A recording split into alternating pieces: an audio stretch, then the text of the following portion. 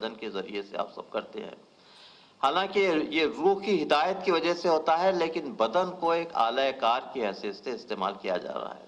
تو بدن ایک آلہ ہے روح کا، اور یہ دونوں ساتھ ساتھ رہتے ہیں جب تک کہ روح بدن سے الگ نہ ہو جائے۔ تو اس کے بعد روح جو ہے وہ عالم مثال میں چلی جاتی ہے اور بدن باقی رہتا ہے اس کے بعد۔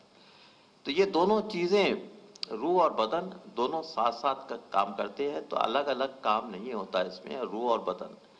اقبال بھی اسی کے قائل تھے کہ روح اور بدن دونوں اللہ کی مخلوق ہیں اور اللہ کی خلقت ہے، اور دونوں کا ایک ہی قسم کا رول ہے، روح کا بھی اور بدن کا بھی۔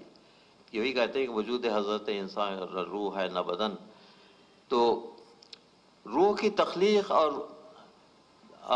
بدن کا استعمال اس لیے ہے کہ روح کا اعلی کار ہے بدن، اور سارے اعمال بدن کے ذریعے سے ہی بجا کیے جا سکتے ہیں۔ تو اس لیے اب مرنے کے بعد کسی قسم کے اعمال نہیں رہتے، کیونکہ بدن باقی نہیں رہتا۔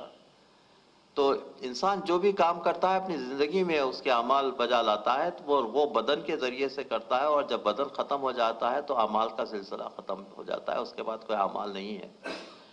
اس کے بعد اس کے صرف نتائج ہیں، جو اعمال کے نتائج ہیں، اچھائی اور برائی کے نتائج ہیں جو اللہ دینے والا ہے۔ تو بدن کی ضرورت صرف ایک روح کے اعلی کار کی ہے کہ اللہ کی عبادت کی جائے، اور اللہ کی عبادت کی وجہ سے انسان جسم سے عبادت کرتا ہے لیکن روح میں اس میں ترقی ہونے لگتی ہے۔